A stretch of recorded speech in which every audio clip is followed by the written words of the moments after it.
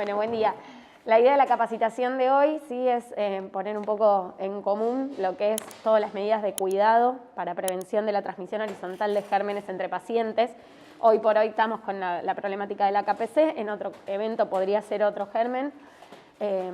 Hay un protocolo de aislamientos que lo terminamos de armar esta semana, que ya estuvo circulando, y el protocolo de higiene de manos también ya está terminado, así que probablemente la semana que viene todo quede circulado para que todos lo tengan, aislamientos y higiene de manos, y lo que estamos haciendo de vigilancia de la colonización por KPC. En general, lo que es en control de infecciones, la medida más importante es la higiene de manos. Para tener un control de que los pacientes no se pasen, que los pacientes acá no se mueven y no se están pasando entre ellos, como puede pasar por ahí en otras áreas, los gérmenes. Los gérmenes los pasamos nosotros, los pasamos con nuestras manos, los pasamos cuando tocamos el entorno del paciente, cuando tocamos al paciente, y a través de los elementos que usamos, ¿sí? Que los pacientes compartan. Todo eso tenemos que ser muy conscientes de lo que es la unidad del paciente. La unidad del paciente es el paciente y su entorno inmediato, todo lo que pertenece a él o lo que toma contacto con el paciente. Incluye la chata, incluye cosas que se mueven, como el alcohol en gel, el descartador, la silla, incluye obviamente el panel de oxígeno, las bombas, todo lo que el paciente, lo que esté en contacto con el paciente, aunque no tenga contacto directo, pero que nosotros tocamos cuando estamos trabajando con el paciente, es el entorno del paciente. Hay elementos que los pacientes comparten, como por ejemplo en este caso el aparato, un ecógrafo, por ejemplo, que sí o sí tiene que moverse. Esos elementos que sí o sí van a compartir, los necesitamos hacer una desinfección. Lo que es desinfección se divide en desinfección de bajo nivel para elementos comunes que no tocan mucosas o semimucosas, que es, por ejemplo, el transductor de un ecógrafo, un estetoscopio, un termómetro. Eso requiere una desinfección de bajo nivel. El método más habitual es con alcohol al 70. Eso es suficiente para desinfectar en la mayoría de los gérmenes, ¿sí? La excepción con el alcohol es siempre el Clostridium difficile, que es un germen que es esporulado, entonces hace esporas y esas esporas no mueren con el alcohol. Así que en ese tipo de aislamientos, que va a ser un aislamiento muy particular, la higiene de manos o la limpieza de los elementos con alcohol no alcanza, ¿sí? Hay que usar jabón para eliminarlo. Pero en líneas generales, para el resto de los gérmenes y para lo que nos compete hoy, que es la KPC en particular, podemos hacer desinfección de bajo nivel con alcohol en gel o con alcohol al 70. Lo que es nuestra higiene de manos es lo mismo, ¿sí? La higiene de manos con alcohol es perfectamente válida, ¿sí? Es lo mismo que hacer una higiene con jabón, con agua y jabón. Lo que tiene es que, bueno, el alcohol en gel, después de varias veces, va dejando como un residuo que hay que lavarlo, hay que eliminarlo, porque si no queda esa película y no se lavan bien las manos, ¿sí? Así que después de varias veces de una higiene de manos con alcohol, conviene hacer una higiene de manos con agua y jabón. También se recomienda cuando las manos están visiblemente sucias o cuando hubo manipulación de fluidos, algo un poco más grosero, digamos, pero para la higiene de manos habitual, entre paciente y paciente, con el alcohol en gel estamos bien, ¿sí? No hace falta que vayamos a la bacha, porque también en el camino podemos contaminar cosas. Recuerden que nuestras manos están, todo lo que tenga lo que nosotros tocamos, lo estamos llevando de un lugar para otro. Entonces, ser muy conscientes de lo que uno tocó. Entré solo a mirar una cosa, pero corrí una silla, toqué un botón del monitor, cambié un parámetro de la bomba. Eso es entorno paciente. Eso ya está contaminado, ¿sí? Así que eso me tengo que lavar las manos. Eso independientemente, es precaución estándar, independientemente de si el paciente es KPC, no es KPC, está aislado o no está aislado, ¿sí? Todo lo que toco del entorno del paciente amerita una higiene de manos. En el camino fui a la bacha, fui a buscar una cosa, me llamaron, paré acá un minuto, apoyé algo, toqué. No consideren, para esto más que nada para enfermería, no consideren estas mesadas como área limpia.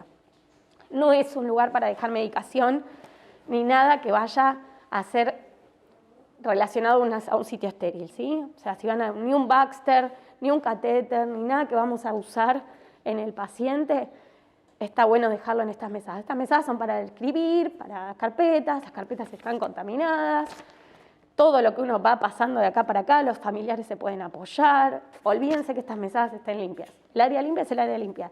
Del área limpia al paciente no tienen que tocar nada de las cosas, ¿sí? Porque todo esto puede tener KPC o puede tener lo que sea que tenga el paciente. Si hoy es KPC, mañana puede ser otra cosa. No nos modifica, ¿sí? Después, bueno, lo que es higiene de manos ya lo han visto 500 veces. Después vamos a circular el video con la técnica. Hay dos técnicas de lavado, dos lavados. En realidad, el lavado clínico, que está orientado, es un lavado que está orientado para personal médico, personal técnico, bueno, camilleros, personal de limpieza, ¿sí? Y lo ideal es hacerlo con un producto químico, que es un antiséptico, ya puede ser clorhexidina o puede ser solución jabonosa iodopovidona. ¿Sí? Y la técnica, sí voy a, digamos, a sacarme las alhajas, ¿sí? Y me voy a proceder a colocar, sí, alhajas, anillos. Todo lo que tengamos. Exacto, pulserita y demás. Dejarlo en casa, bueno, Me voy a poner el producto líquido, ¿sí? Lo voy a esparcir sobre la palma de la mano. Región de las uñas. Interdigitales. La región del pulgar.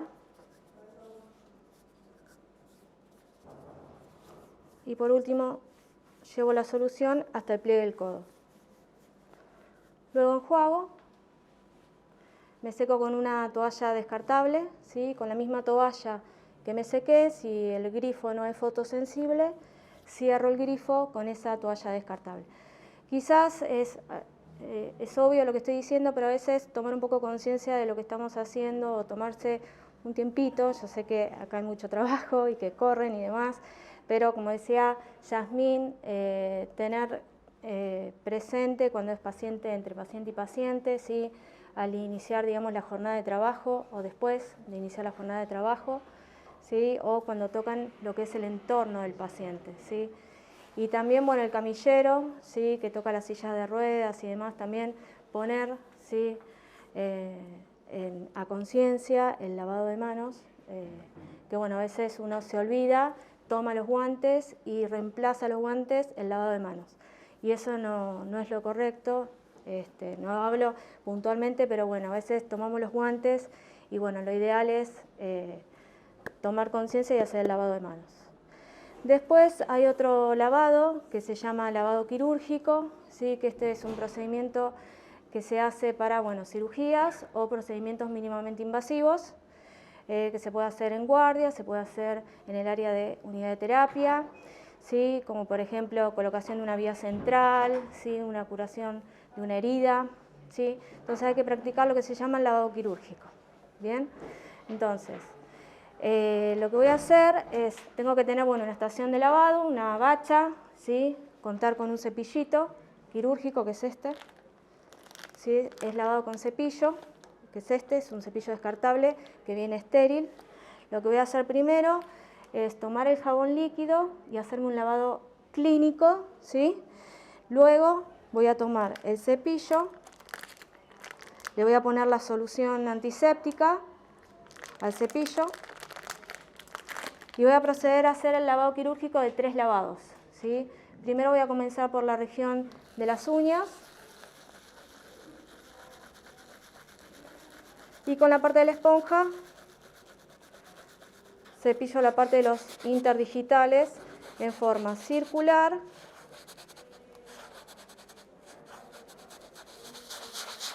palma, dorso,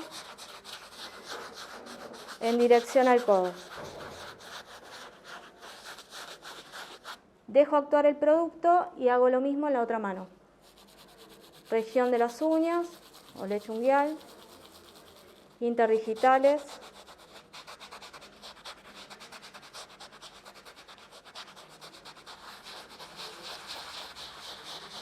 palma, dorso,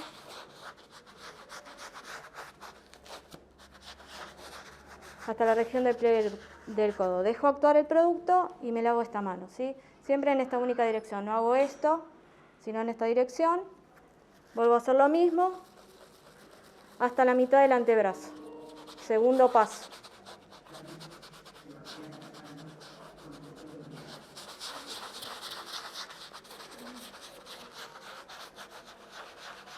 Dejo actuar el producto, enjuago, vuelvo a hacer lo mismo hasta la mitad del antebrazo.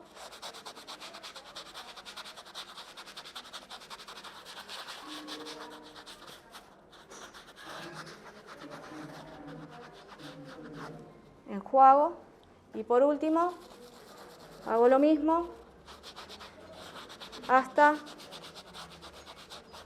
la región de la muñeca.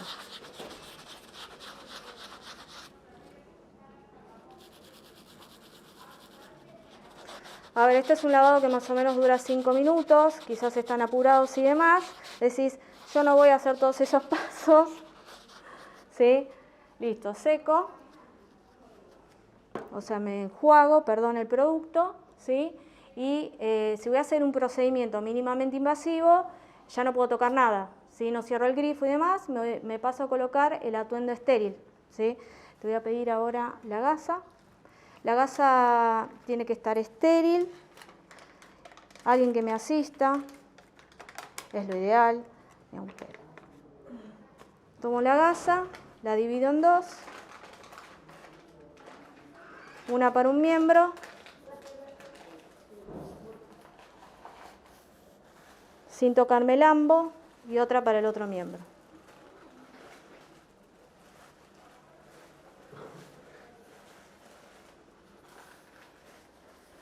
Descarto la gasa. Para colocarme el atuendo, yo no tengo que tener puesto lo que es cofia, barbijo bien colocado y en lo posible antiparras.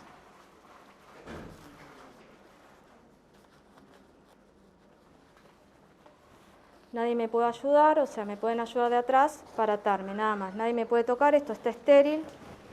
Me coloco el atuendo. Esto es lo que hacemos en quirófano para una práctica quirúrgica. Yasmín me ata.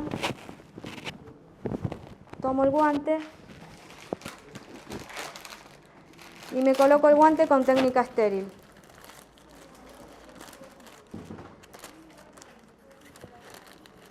Tomo el guante, right left. Tengo que calzar el pulgar y los 4 dedos.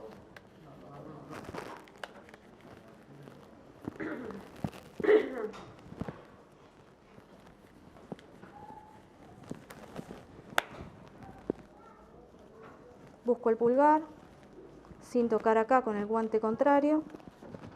Meto los 4 dedos sin hacer esto, porque lo contamino. No se puede enroscar. Y ahí quedó correctamente colocado, ¿sí? Bueno, esto es lo que ustedes, no sé si hay algún médico acá, ustedes practican, digamos, el lavado, hacen algún lavado, colocación de atuendo y demás. Después, para hacerlo, digamos, de fácil colocación y más rápido, hay un lavado que se llama lavado quirúrgico, lavado en seco, que es un producto a base de alcohol y clorexidina que se llama Vagar. Ese producto es más rápido la colocación, necesitan hacer un lavado clínico y colocarse esta base de clorexidina y alcohol, que es a base humectante, que también lleva una técnica. Es lo ideal para quirófano, para guardia y para unidad de terapia. El lavado ideal con agua y jabón debería durar 40 segundos y el de alcohol en gel se considera 20 segundos.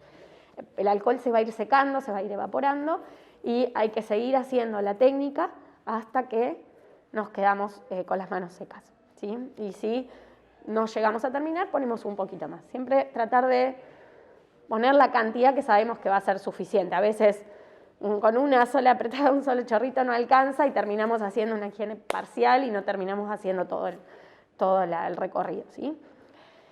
Muy importante, la higiene de manos, la principal vía de transmisión de gérmenes. Y las nuestras, no las de los familiares de los pacientes. Uy, se me salió esto. ¿Sí? Son nuestras manos. Muchas veces decimos, no, pero van a entrar familiares y los familiares van a transmitir enfermedades. Bueno, sí, por ejemplo, puede haber una transmisión de un germen respiratorio, como el COVID o una gripe, es verdad, pero los gérmenes multiresistentes son nuestros. Nosotros se los estamos dando a los pacientes con nuestras manos. Los pacientes no se mueven, no se comunican entre ellos, estamos pasándolos nosotros. Después sí puede ser, obviamente la segunda pata es la limpieza, porque si nosotros limpiamos bien, si alguien tocó algo que no tenía que tocar, con las manos sucias, la limpieza exhaustiva baja el riesgo de que esa transmisión exista. Y a viceversa, ¿sí? Hay que limpiar como si nadie se lavara las manos y lavarse las manos como si nadie limpiara. Estar consciente de que nosotros tenemos que cumplir nuestra tarea, porque siempre en calidad se habla del queso suizo, que es el queso con agujeros, que tiene varias capas. Entonces, si uno no va pasando, no tiene completa cada capa, va dejando un espacio y en algún momento esos agujeros se alinean y el error en el lavado de manos se alinea con el error en la limpieza y llega el germen al paciente, ¿sí? Porque cada paso es importante. Bueno, eso en líneas generales para lavado de manos. ¿Qué tenemos que tener en cuenta en precauciones estándar? Siempre la higiene de manos, como dijimos. Guantes, ¿cuándo vamos a necesitar guantes? Cuando vamos a hacer un procedimiento no estéril, podemos usar guantes comunes, ¿sí? Vamos a tomar contacto con fluidos, por ejemplo, una extracción de sangre, guantes no estériles, salvo que sean hemocultivos. Lo mismo para administrar medicación, colocar una vía periférica, ¿sí? Esos son momentos en que o descartar la orina de una bolsa, son técnicas no estériles donde nosotros nos usamos esos guantes para protegernos nosotros. Y no reemplazan nunca el lavado de manos en la utilización del guante. Antes de pasar, al tema de la precaución estándar, recuerdo eso. El guante, muchas veces vemos esto, varios guantes, vamos pasando de paciente en paciente y nos vamos sacando de a un guante para no parar la tarea, que es lógico, pero no sirve eso, ¿sí? Cuando sacamos un guante contaminamos el de abajo, no nos estamos protegiendo más y la higiene sobre el guante no sirve y daña además el material del guante y puede hacerlos más permeables a los gérmenes, ¿sí? Así que siempre entre paciente y paciente que estén en la misma habitación, aunque tengan el mismo cartel de aislamiento, la higiene de manos sí o sí. Una de las cosas que pasó en el COVID, por lo cual aumentó mucho el tema de la colonización con KPC, fue que por el miedo que teníamos nosotros de enfermarnos, no cuidamos que los pacientes eran individuos y los tratamos como cohorte y los tratamos como una sola cosa. Entonces nos pusimos el equipo de protección personal una vez, entramos, hicimos todo como si el paciente fueran toda una comunidad. Y en realidad cada paciente es un paciente individual y les estamos sumando otra cosa más. Gran parte de la mortalidad por COVID en pacientes internados tuvo que ver con la KPC, tuvo que ver con infecciones nosocomiales que les pasamos nosotros al estar haciendo ese aislamiento mal hecho, que era un aislamiento autoprotector, pero no para proteger al paciente, ¿sí? Así que eso es una lección aprendida del COVID que no vamos a repetir, ¿sí? Bueno, ahora sí, volviendo a las precauciones estándar, ¿cuándo usamos camisolín? Cuando pensamos que nos vamos a mojar, ¿sí? Por ahí puede usarse cuando nos va a bañar un paciente, si lo tiene que bañar con agua y no con baño fácil. También, bueno, los kinesiólogos, los enfermeros cuando van a aspirar secreciones sin un circuito cerrado, vale la pena usar el camisolín, ¿sí? Para no mancharse, o si van a cambiar un paciente con materia fecal. Bueno, es un momento donde usamos el camisolín para protección nuestra, ¿sí? Independientemente de la condición de aislamiento o no del paciente. El barbijo hoy es universal, mantengámoslo universal, ¿sí? Porque eso también es otra lección aprendida del COVID. Nosotros somos vehículos, nosotros podemos estar resfriados, podemos transmitir gérmenes, virus respiratorios, cuadros que para nosotros por ahí no sean de mayor gravedad, pero para el paciente que está ventilado, que está grave, lo pueden descompensar, ¿sí? Así que nosotros esto del uso universal del barbijo quirúrgico creo que es algo que vino para quedarse y está bueno que se quede. Después el barbijo N95, ¿sí? Que lo vamos a utilizar en algunas patologías en particular, debería ser precaución estándar para procedimientos que aerosolicen. Intubación, En líneas generales, la intubación, digamos que es algo que no estamos acostumbrados, usemos el barbijo N95, ¿sí? Y la protección facial, la protección ocular. Porque son momentos donde podemos tener salpicaduras, las mucosas de los ojos son un lugar donde pueden ingresar gérmenes, incluso para lo que son salpicaduras de accidentes, lo que son accidentes biológicos, ¿sí? De salpicadura con sangre, que después terminan teniendo que tomar medicación antirretroviral, teniendo, bueno, todo lo que eso conlleva. La protección ocular, cuando preveemos que puede haber una salpicadura, una reanimación, por ejemplo. Una reanimación hay que hacerla con barbijo N95 y con protección facial, ¿sí? Porque en ese momento el paciente puede expeler sangre, no sabemos, ¿sí? Lo que puede ocurrir. Más allá del aislamiento, más allá de todo, del COVID y de todo lo demás. Así que bueno, los elementos están, si faltan nos lo vienen a contar.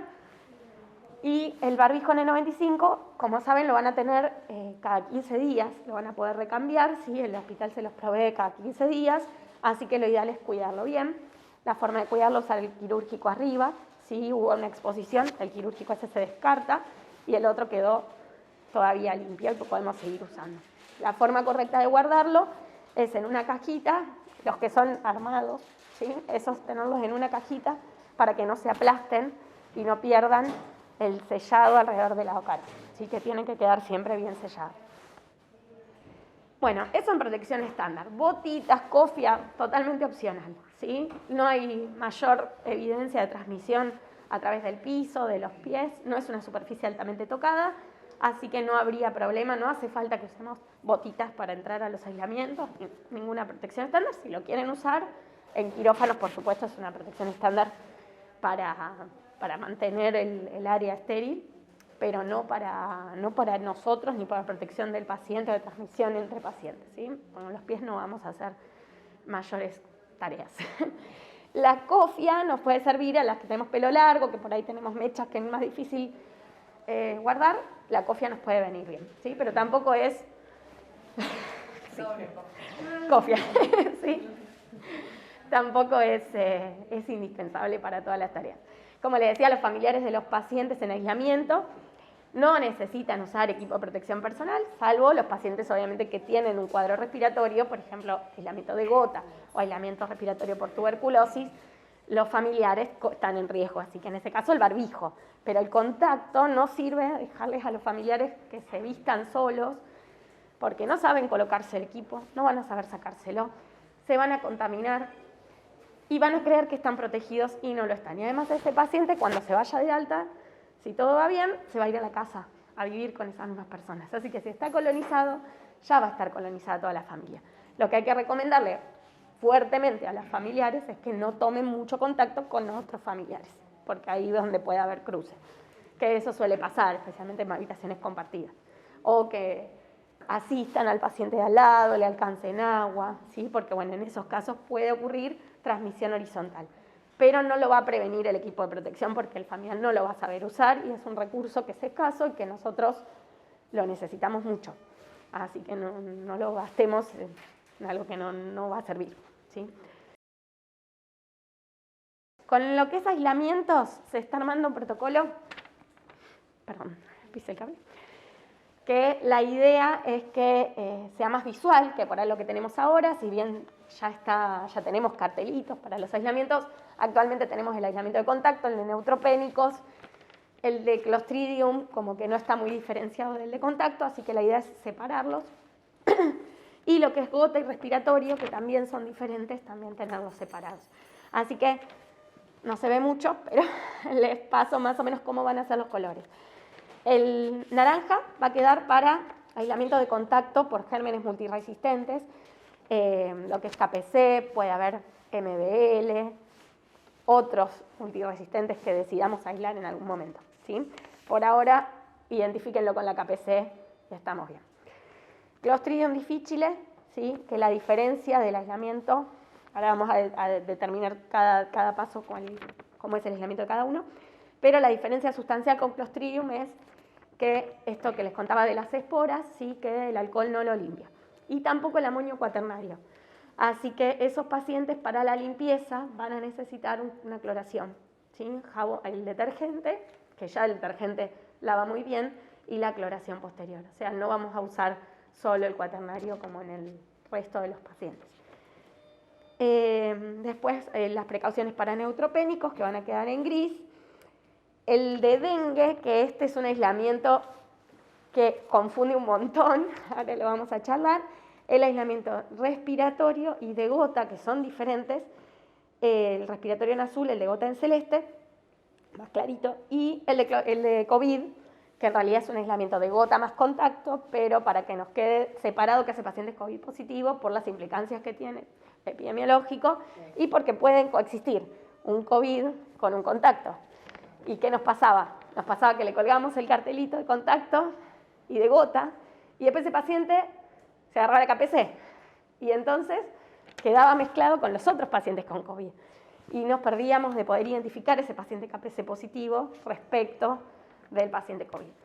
Entonces terminan todos los pacientes COVID con KPC, y eso es lo que queremos evitar. Obviamente no estamos en ese momento de la pandemia, pero de todas maneras tenemos que trabajar como si lo estuviéramos, ¿sí? Bueno, las características, entonces, contacto, camisolín, guantes, además de toda la precaución estándar. Contacto Clostridium difficile, camisolín, guantes, lo mismo, no los mezclen a los pacientes, no es el mismo germen, no es la misma cohorte, pero a esto le sumamos que la higiene de manos no va a ser solo con alcohol.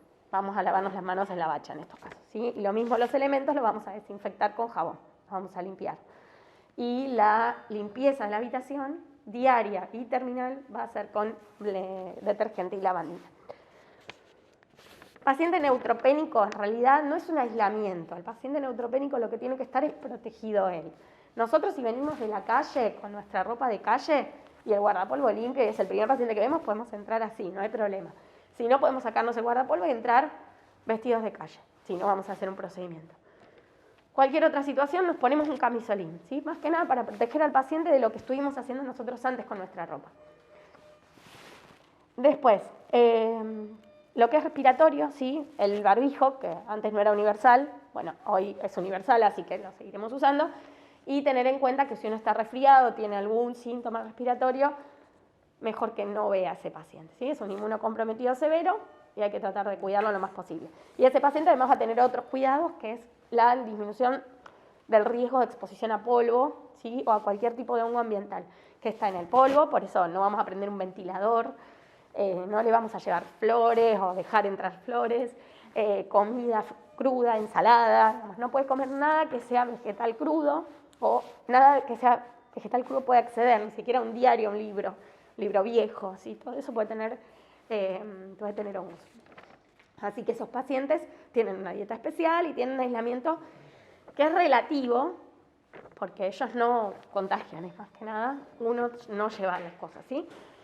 El aislamiento de dengue es un aislamiento que no requiere equipo de protección personal, pero sí requiere una identificación porque ese paciente tiene que tener la puerta cerrada, mosquitero en la habitación, y si no se puede tener una habitación sola, lo que tiene que tener es un mosquitero arriba de la cama. Sin eso durante los primeros 5 días, después ya se puede levantar. 5 días desde el inicio de fiebre. Y vale para dengue, fiebre amarilla, zika, perdón,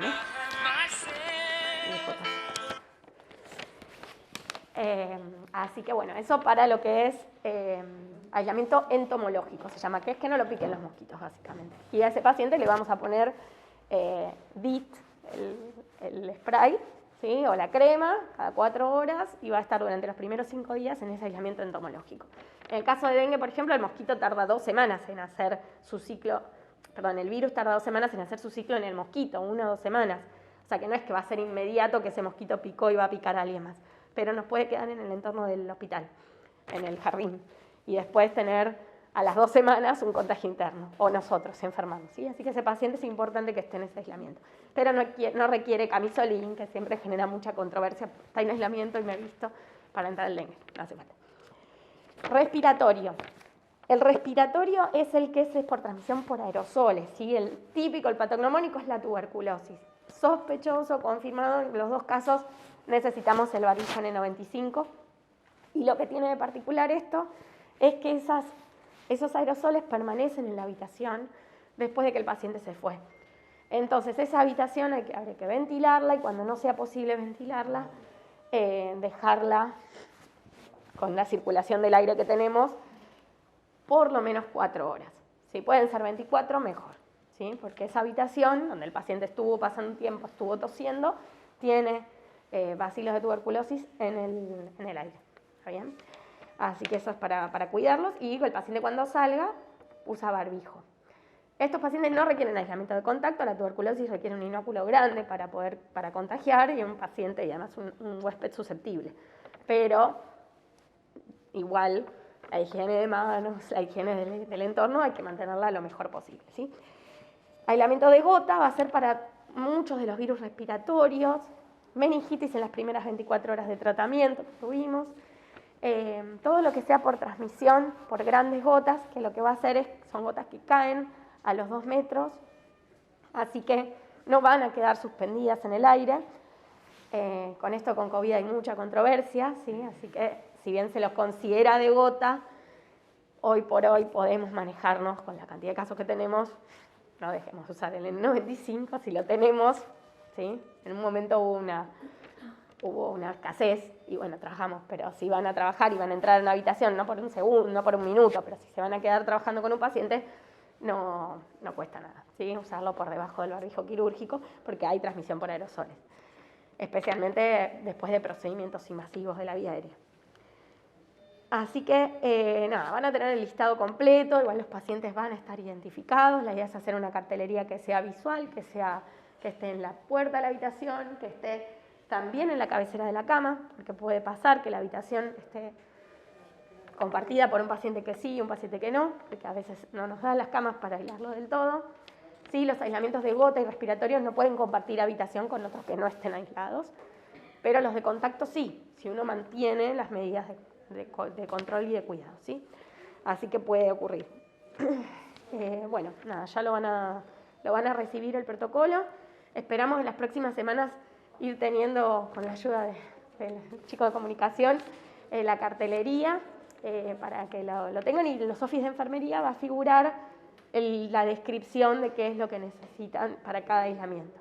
De todas maneras, siempre importante la responsabilidad propia, la responsabilidad sobre el paciente. Si uno ve que alguien no está cumpliendo alguna de estas medidas, poder decirlo, sea quien sea, ¿sí? No importa el rango o la profesión de la persona que están viendo que está incumpliendo una medida, el paciente es de ustedes, especialmente para esto, para enfermería, que ustedes están todo el día con el paciente, es su responsabilidad observar y controlar y frenar cuando algo no se está cumpliendo, ¿sí?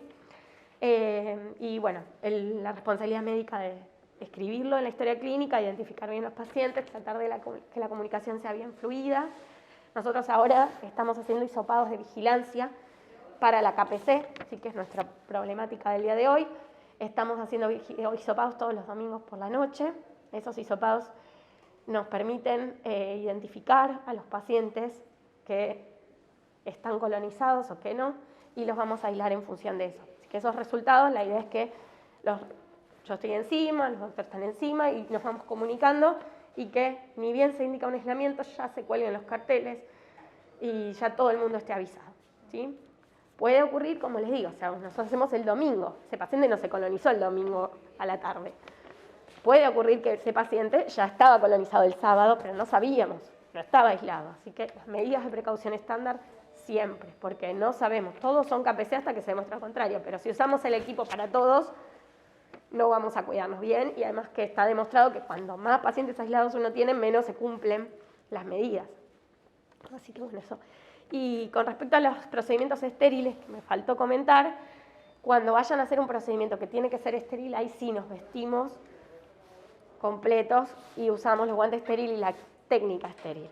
Me gustaría mostrarlas y hacer una demostración de la colocación del equipo, por lo menos el camisolín y los guantes y el descarte, y de paso también para la técnica estéril, que siempre viene bien, no todos por ahí van a necesitarlo, y considerar que procedimientos estériles incluyen la colocación de una sonda vesical, la manipulación de una vía central, por ejemplo, para medir una PVC, donde uno está tocando un sitio estéril, tendríamos que usar guantes estériles, ¿sí? Más allá de los procedimientos clásicos, ¿sí? colocar una vía central, que nadie se va a olvidar. Por ahí puede haber error, pero nadie se va a olvidar. Pero hay otros procedimientos que también requieren de una técnica estéril. Y sobre todo la toma de muestra, porque si se nos contamina no tenemos la información después para poder trabajar y ajustar los esquemas antibióticos, que en segunda instancia son los que están seleccionando los gérmenes multiresistentes, ¿sí? Entonces es todo un ciclo. La toma de muestra de hemocultivos, toma de muestra de aspirados traqueales, de urocultivos con recambio de sonda, tiene que ser todo con técnica estéril. El equipo de protección personal. Acá tenemos un camisolín. Bueno, primero la higiene de manos. Esto está trabado. Por ejemplo, ahí no sale, entonces le saco un poquito más. Hacemos bien, pasamos en todos los lugares, como nos mostró Silvi.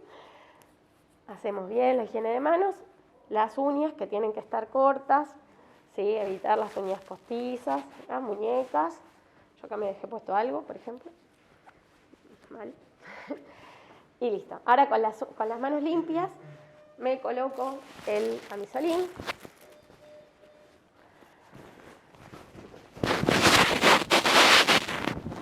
Pido ayuda si necesito para atármelo, ¿sí? Para quedar bien protegido. Voy a hacer la colocación de guantes estériles, pero no necesariamente hay que usarlos, solo cuando están indicados. También recuerden que es un recurso escaso y que no es para desperdiciar, ¿sí? Lo mismo que los camisolines estériles. Bueno, acá por ejemplo me está ayudando Silvi, lo abrió sin tocarlos. ¿Sí? Es con técnica estéril. Es con técnica estéril. Así, lo abrió sin tocarlos. Ahora, si yo estoy solo, los abro, ¿querés acercarte? No sé. Lo abro así. Acá si necesito preparar para tomar una muestra, abro todo sin tocarlo y uso esto como campo. Tomo con la mano derecha el guante de la mano izquierda, lo coloco así, siempre tocando del lado de adentro, y con esto que está limpio, agarro el otro guante de acá y sin tocar la otra mano, lo coloco. ¿Sí? Entonces, después lo acomodo, trato de que queden cubriendo el camisolín, que en este caso no es estéril, pero si fuese una técnica estéril, tendría que tener el camisolín estéril y ayuda para colocar, ¿sí? Esta es la colocación. Bueno, hago la técnica, ahora no toco nada, hago lo que tengo que hacer. Cuando termino, puedo. Hay dos posibilidades, ¿sí? O me saco los guantes y después me retiro el camisolín, pero después hay que hacer más exhaustiva todavía la higiene de manos porque me puedo contaminar. Así que lo que yo prefiero es, si me ayudan a desatar y si no lo rompemos, y desenroscamos de acá. De adentro, y desenroscamos, y desde el lado de adentro lo envolvemos y lo descartamos. ¿Sí? Inmediatamente, higiene de manos de nuevo, con abundante alcohol. Hacemos todo el procedimiento, ¿sí? ¿Alguna duda con los pasos? Si tienen que usar barbijo, bueno, colocarse siempre primero lo que es protección facial, antes de hacer nada más. Y para el retiro, primero nos retiramos todo esto contaminado, nos higienizamos las manos, vamos al sector sucio, sacamos la máscara, lavamos y descartamos. En el caso de COVID, por ejemplo, se recomienda descartar el barbijo quirúrgico que usamos, el otro lo dejamos puesto, y una vez que terminamos de higienizar la máscara y descartamos el barbijo, otra vez higiene de manos. ¿Sí? Así que, como no vamos a tener muchas más cosas, con eso es suficiente. ¿Maga, algo que agregar? Que me esté olvidando. Bueno. Cuidado, lo último, más que nada temas de bioseguridad, cuidado con cortopunzantes, recuerden, sean conscientes de siempre tener para descartar, ¿sí? Los accidentes cortopunzantes son muy frecuentes y lo más frecuente es no tengo dónde descartar, reencapucho, ¿sí? Agarro la aguja y vuelvo a encapuchar. Eso nunca lo hagan, siempre se descarta enganchando en el descartador. Cuando van a hacer un procedimiento, tener todo a mano. Es importante pedir ayuda, que alguien esté a mano por si me olvidé algo, que venga a ayudarme. Y tener conciencia de que lo que uno puede dejar tirado se puede pinchar al compañero. Y sobre todo las personas que vienen a limpiar después, ¿sí? Hay que cuidar mucho al compañero. Porque eso que dejé la aguja apoyada, típico, he visto de el hemoglucotest, que la pinchan en el colchón, la aguja usada, para después descartarla. ¿Qué es? Aguja. Bueno, no lo vi acá, pero lo he visto. Así que aclaro que no fue acá. Pero típico, digamos, cosas que se ven habitualmente, ¿sí? O que queda apoyada la jeringa, la aguja en la mesa y me olvidé, que es muy importante tener el descartador cerca para no cometer estos errores. Los accidentes pueden ocurrir, si ocurren, reportarlos, recibir la atención adecuada, ¿sí? Con RT, sin RT, siempre repórtenlo porque es algo, hay una ventana de oportunidad para actuar y es un momento donde podemos ayudar, ¿sí? Así que, bueno, creo que nada más. Gracias. Bien.